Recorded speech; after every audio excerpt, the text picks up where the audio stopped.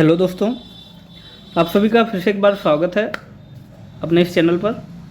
आज हम लोग कुछ क्वेश्चंस को देखते हैं जो सीटेट में पिछली बार पूछा गया था। जैसे कि हम देखते हैं तो इसमें एक क्वेश्चन लिखा हुआ है, निम्नलिखित में से कौन सा चरण बच्चों के प्रतिमान मतलब कि पैटर्न के अवधारणात्मक विकास का उच्चतम स्तर प्रदर्शित करता है। मतलब कहने का मतलब है कि कौन सा चरण ऐसा है जिसमें बच्चे जो है पैटर्न को आसानी से समझ सकते हैं। ठीक है, तो पैटर्न को आसानी से समझने के लिए मुझे ऑप्शन दिया है, पैटर्न की पहचान करना, पैटर्न का विस्तार करना, पैटर्न की नकल करना और नए पैटर्न सृजित करना। ठीक है, क्योंकि हमको बच्चों को ये बताना है कि पैटर्न कैसे होते हैं। ठीक है, अगर हमको इस बताना है इस चीज़ को तो ये तो सब पूरा गलत है। ठीक है, पैटर्न का विस्तार करना, क्योंकि बच्चे हैं तो पैटर्न का विस्तार नहीं करेंगे। ठीक है, नए पैटर्न को सृजित करना, बच्चों को पैटर्न भी नहीं बताना है। बच्चों को क्या बताना है कि पैटर्न की पहचान कैसे की जाएगी। ठीक है, तो सबसे अच्छा उत्तर होगा पैटर्न का पहचान करना। अगला क्वेश्चन है, कह रहा है कि गणित शिक्षण में सांप और सीढ़ी के खेल का उपयोग अत्यधिक उपयुक्त होगा उन अवधारणाओं को विकसित करने के लिए जो संबंधित हैं किससे। अब देखिए यहाँ पर जो सांप सीढ़ी का खेल होता है उसमें क्या होता है, आपको काउंटिंग करना होता है, 1 2 3 4 और यहाँ से यहाँ चले गए। ठीक है, तो वहाँ पे आप मापन का तो बिल्कुल नहीं, संख्याओं का हाँ ये लग रहा है, आकृतियों का देखिए आकृतियों का भी विकास करना हमको जहाँ तक लगता है ये भी सही लग रहा है, लेकिन ज्यामिति का तो बिल्कुल नहीं। ठीक है, अब यहाँ पर दो चीज़ें हमारे पास हैं, एक संख्याओं का, दूसरा आकृतियों का। दो उत्तर हमको लग रहा है कि ये दोनों सही हो सकते हैं। अभी इन दोनों में हमको पता लगाना है कि कौन सा उत्तर सही होगा। तो इन दोनों में हम जहाँ तक मुझे अनुमान है लग रहा है, जहाँ तक मुझे सही लग रहा है, यह सांप और सीढ़ी का खेल है। ठीक है, तो उसमें हमें आकृतियों की जो है आकृतियों का ज्ञान बताता है। ठीक है, कि कौन सी आकृति किसके लिए बनी हुई है। ठीक है, तो आगे बढ़ते हैं अगले क्वेश्चन की ओर। अगला क्वेश्चन कहता है, प्राथमिक स्तर पर शाब्दिक समस्याओं मतलब इबारती सवालों को शामिल किया जाना चाहिए क्योंकि अब देखिए इबारती सवालों को क्यों शामिल किया जाना चाहिए। उत्तर में क्या है, छात्रों द्वारा शाब्दिक समस्याओं को प्रभावी रूप से समझने, प्रतिपादित करने, हल करने की क्षमता अर्जित करना महत्वपूर्ण कौशल होता है। एक गणित की भाषा पढ़ाने का एकमात्र साधन है। शाब्दिक समस्याओं इबारती सवालों का निरंतर प्रयोग विद्यार्थियों को अंग्रेजी भाषा में निपुण बनाता है। यह हल करने में आसान होती है, इसलिए विद्यार्थियों को गणित में बेहतर अंक प्राप्त करने में मदद करती है। अच्छा, अब हम इन ऑप्शंस को पढ़ें। ठीक है, तो चौथा वाला ऑप्शन बिल्कुल गलत है। ठीक है, अंग्रेजी भाषा कोई ज़रूरी है इंग्लिश में रहे, हिंदी में भी हो सकता है, ये भी गलत है। गणित की भाषा पढ़ाने में का एकमात्र साधन है, ऐसा कुछ नहीं है। गणित की भाषा बिना इबारती सवालों से भी कर सकते हैं।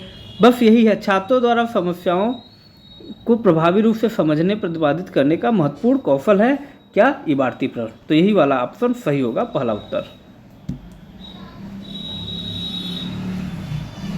अगला क्वेश्चन देखते हैं। अगला क्वेश्चन कह रहा है, निम्नलिखित में से कौन सी गणितीय प्रक्रिया नहीं है। देखिए देखते हैं कौन सी नहीं है। समस्या समाधान, दृश्यीकरण, निरूपण, अनुकूलन। देखिए अनुकूलन नहीं है, अनुकूलन बिल्कुल नहीं है। अनुकूलन गणित का कोई मतलब ही नहीं है। समस्या समाधान हाँ गणित में, दृश्यीकरण गणित को देखना, निरूपण गणित में निरूपित करना, चीज़ों को निरूपित करना, ड्रॉ करना, ये सारी चीज़ें आपको सही लग रही हैं। ठीक है, लेकिन अनुकूलन बिल्कुल नहीं सही है, इसलिए अनुकूलन प्रक्रिया नहीं है। अगला क्वेश्चन देते हैं। सॉरी, वही क्वेश्चन फिर से आ गया है, तो इसमें भी आपका अनुकूलन ही होगा। अगला क्वेश्चन देखते हैं। एक अध्यापिका छात्रों को निम्नलिखित सवाल देती है, निम्नलिखित संख्याओं के युग्मों में से बड़ी संख्या पर घेरा लगाइए। अच्छा, बड़ी संख्या पर घेरा लगाइए। चलिए, तो मतलब इस तरह से क्वेश्चन देती है कि इसमें कौन सी संख्या बड़ी है। ठीक है, चलिए ठीक। इस प्रकार के प्रश्न का उपयोग अध्यापिका कर सकती है। किस लिए कर सकती है? संख्याओं में गुणन और विभाजन के आकलन के लिए। नैदानिक परीक्षा के रूप में इसका उपयोग दशमलव संख्याओं में गुणन और विभाजन की भ्रांतियों को संबोधित करने के लिए किया जा सकता है।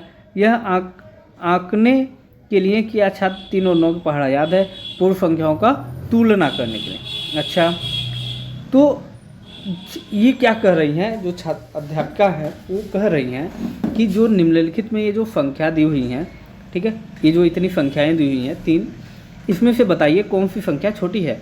9 गुणे 3 है या 9/3, इसमें से या इसमें से, इसमें से, इसमें से। ठीक है, तो यह क्या करना चाह रही हैं, इनके कहने का मतलब है कि ये तो मान लो ये थोड़ा थोड़ा सही लग रहा है, ये गलत लग रहा है और उसके नीचे वाला भी गलत लग रहा है। ठीक है, लेकिन मुझे जहाँ तक लग रहा है कि ये जो गुणन और विभाजन की भ्रांतियाँ हैं उनको संबोधित करने के लिए इस चीज़ का उपयोग किया जा सकता है। तो मुझे ऑप्शन बी जो है सही लग रहा है। ठीक है, आगे चलिए। निम्न में से कौन सा सहयोगिक और सक्रिय अधिगम को प्रोत्साहित करता है? तो इसमें देखते हैं, छात्र कक्षा में हुए विचार विमर्श द्वारा विकसित मापदंडों के आधार पर आकृतियों का वर्गीकरण करते हैं।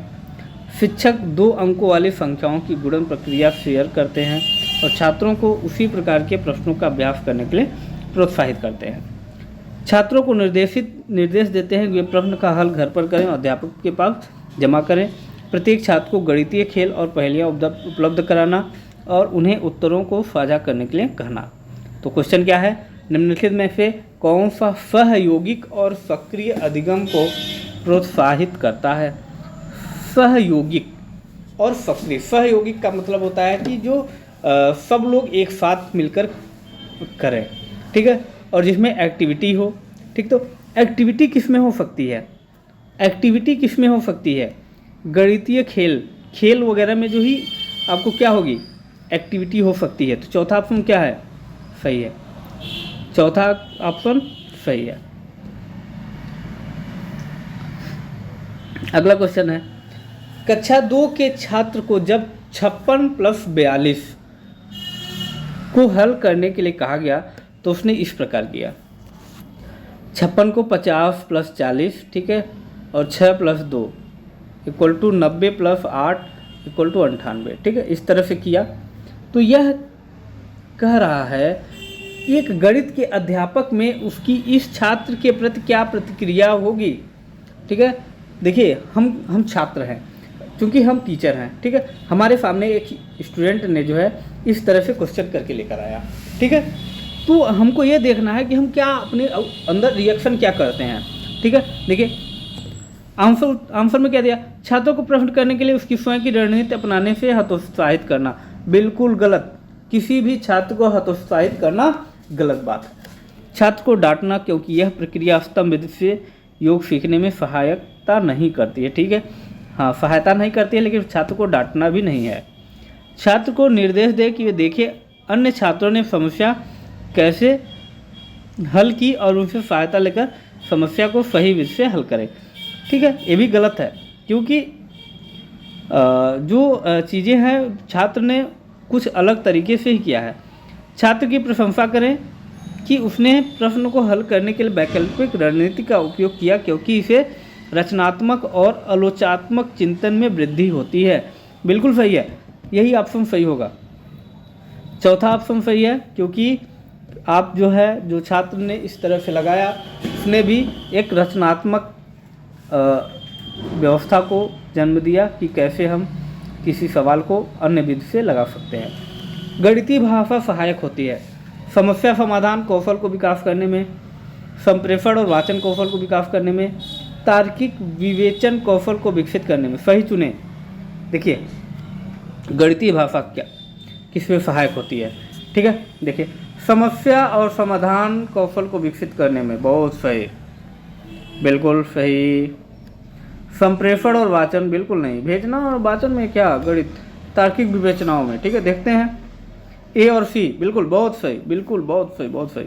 ए और सी ऑप्शन सही है, चौथा ऑप्शन सही होगा आपका, ए और सी। ठीक है, देखिए जो आपका गणित होती है उसमें संप्रेषण का मतलब भेजना और संबोधित करना किसी को, वाचन मतलब कुछ चीज़ पढ़ना। गणित में तो होता ही नहीं है, गणित में बोलना और वाचना कुछ होता ही नहीं है। ठीक है, गणित में क्या होता है, समस्या समाधान होता है और तर्क वितर्क होता है। ठीक है ना, कैसे हम किसी क्वेश्चन को सॉल्व कर सकते हैं। चलिए, कोठारी आयोग 1964-66 के अनुसार कक्षा 1 से 10 तक के छात्रों के लिए गणित एक अनिवार्य विषय होना चाहिए जो सामान्य शिक्षा का हिस्सा हो। यह केवल कल्पना है कि गणित छात्रों में मानसिक कौशल विकसित करता है। गणित छात्रों में विश्लेषणात्मक तर्क चिंतन, प्रत्येक छात्र गणित में अमूर्तता नहीं समझ में आती है और कक्षा 8वीं के बाद इसे वैकल्पिक रूप में रखना चाहिए। बहुत सही, 1 से 8 तक तो सही है, लेकिन 8वीं के बाद वैकल्पिक में होना चाहिए। बहुत सही, चौथा सही है। मनप्रीत के पास अच्छी गणितीय तर्कड़ा विवेचना है, जिसमें इसके लिए उसके पास होगी क्या, तार्किक और व्यवस्थित रूप से सोचने की क्षमता, परिभाषा को पुनः स्मरण करने की क्षमता, त्रुटिहीन गणना करने की क्षमता, सही गणितीय सूत्रों को याद करने की क्षमता। क्वेश्चन क्या है, मनप्रीत के पास अच्छी गणितीय विवेचना है। गणितीय विवेचना का मतलब कोई एक अच्छा सा गणित का सॉल्यूशन रखा हुआ है, इसके लिए उसके पास होगी तार्किक और व्यवस्थित रूप से सोचने की क्षमता, परिभाषा को पुनः स्मरण करने की, त्रुटिहीन गणना को क्षमता, सही सूत्रों को याद करने की क्षमता। सब सही लग रहे हैं, कौन सा सही होगा? चलिए, अच्छी गणितीय विवेचना है मतलब उसको बहुत अच्छी चीज़ें पता है। ठीक है, तो उससे कैसे हो सकता है, तार्किक व्यवस्था को सोचने की क्षमता, पुनः स्मरण करने की क्षमता, त्रुटिहीन गणना करने की क्षमता। ये तो गलत है क्योंकि सूत्र को याद करना ही नहीं होता है। ठीक है, ये भी गलत है।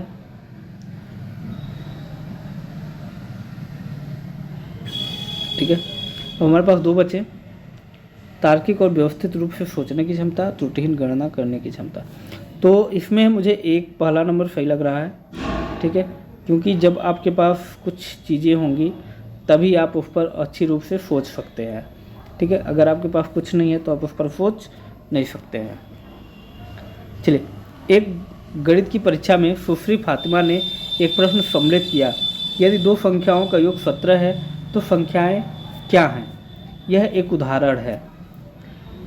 बहुविकल्पी चयन प्रश्न, संदर्भक प्रश्न, बंद सिरे वाले प्रश्न, मुक्त सिरे वाले प्रश्न। अच्छा देखिए, यदि दो संख्याओं का योग 17 है तो संख्या क्या है? ठीक है, अब इसमें देखिए, दो संख्याओं का 17 योग 17 तो कई हो सकते हैं, 2 धन 15, 3 धन 14। ठीक है, तो इस तरह से बहुत सारे हो सकते हैं, यानी कि बहुविकल्पीय चयन प्रश्न हो सकता है। ठीक है, आंसर पहला सही है। निम्नलिखित में से कौन सा गणित कथन गणित की प्रकृति के बारे में सही नहीं है? अच्छा देखते हैं, यह गणित की प्रकृति के लिए सही नहीं है। चलिए, यह दिक् स्थान परिमाण और माप का विज्ञान है। गणितीय ज्ञान सटीक व्यवस्थित तार्किक है। गणितीय भाषा अच्छी तरह से परिभाषित और स्पष्ट है। गणित में सभी प्रमेय और अवग्रहित प्रमाण तथ्य है।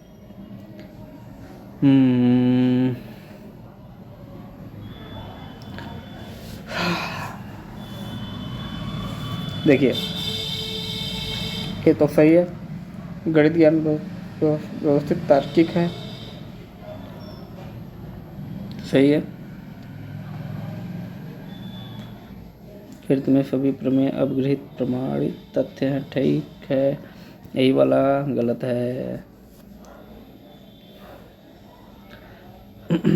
तीसरा ऑप्शन गलत होगा। ठीक है, चलिए अगला चलते हैं। निम्न में वैन हीले सिद्धांत के अनुसार कौन सा क्रम ज्यामितीय स्तर के लिए सही है?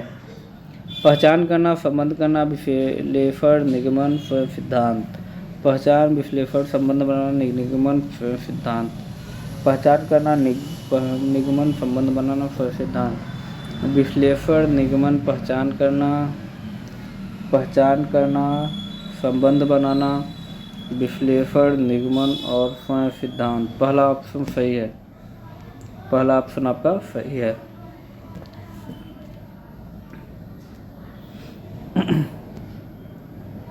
चलिए, ईसा के अंकल का घर उसके घर से 50 किलोमीटर की दूरी पर है। 1 लीटर पेट्रोल से वह 15 किलोमीटर चल सकती है।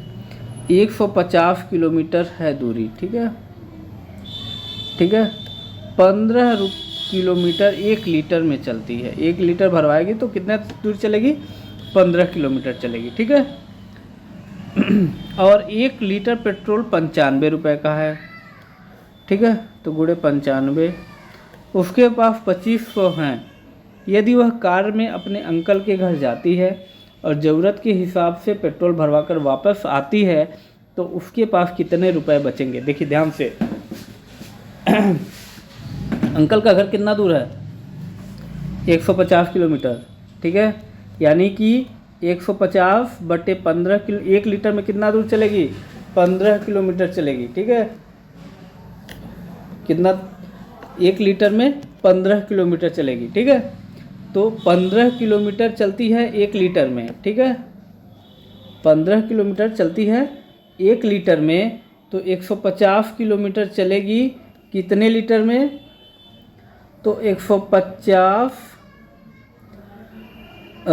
बटा 15, ठीक है, यानी कि 10 लीटर तेल में वो कहाँ चली जाएगी? अपने अंकल के घर चली जाएगी। यानी कितने लीटर तेल में? 10 लीटर तेल में, ठीक ना। 150 किलोमीटर कितने दूर तेल में चल जाएगी? 15 लीटर तेल में चली जाएगी, 10 लीटर तेल में। तो 10 गुणे 95 तो कितना हो जाएगा? 950 रुपये। कितना हो जाएगा? 950 रुपये। उसके पास कितने हैं? 2500 रुपये हैं। कितने रुपए हैं? 2500 रुपये हैं।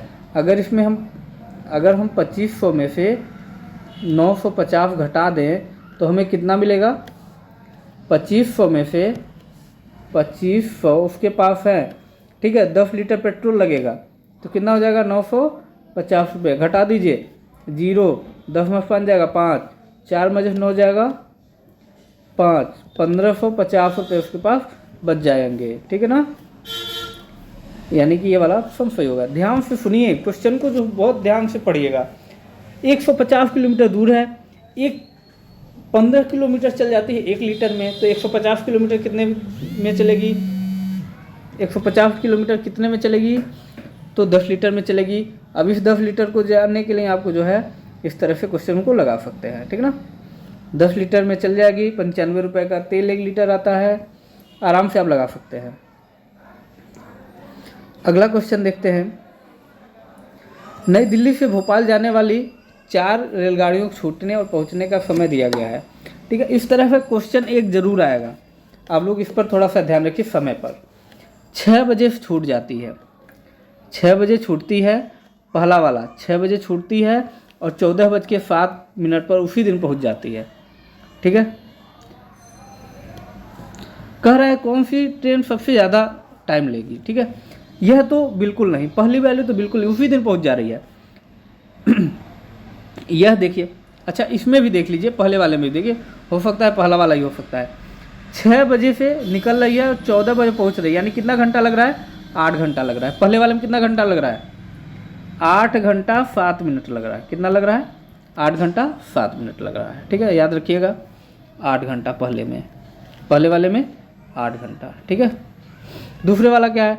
20 बजे चल रही है, यानी कि रात को 8 बजे, 8 बजे से 12 बजे तक कितना होगा? 4 घंटा हो गया इधर, और सुबह में 4:30 पे पहुंचा दे रही है, यानी कि 4:30, यानी कि 4 घंटा और 4 घंटा 4:30 कितना हो जाएगा?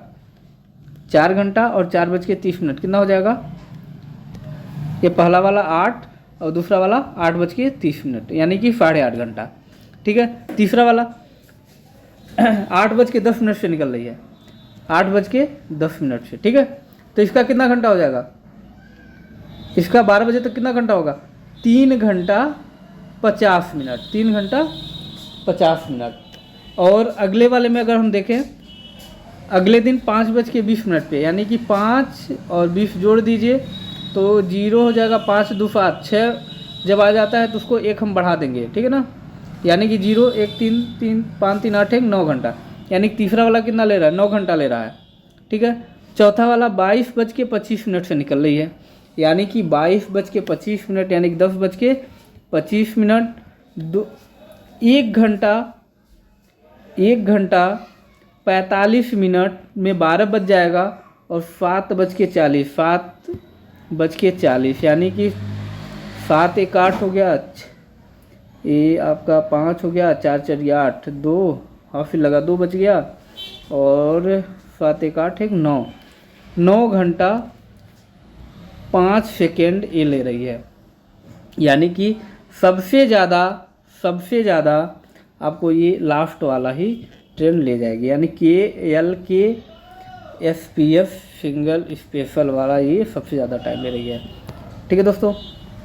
अगला एक क्वेश्चन और है, दीपू अपने कमरे के चारों दीवारों को रखना है, ठीक है, उसका माप दिया हुआ है 4 × 3.5 1 है, ठीक है, और 4.5 × 3.5 1 है, ठीक है। तो ये कितना हो जाएगा, 4 3 12 4 चौका 20, 4 5 20 और 4 3 12 14 स्क्वायर मीटर हो गया, और ये कितना हो जाएगा 14 और 1.5 15 और 14 कितना हो जाएगा 29 × 22, ठीक है, आपका जो होगा 654.50 आंसर, ठीक है। तो इस तरह से कुछ क्वेश्चंस को आप लगा सकते हैं, आगे इसी तरह के क्वेश्चन आपको मिलते रहेंगे, तब तक के लिए धन्यवाद।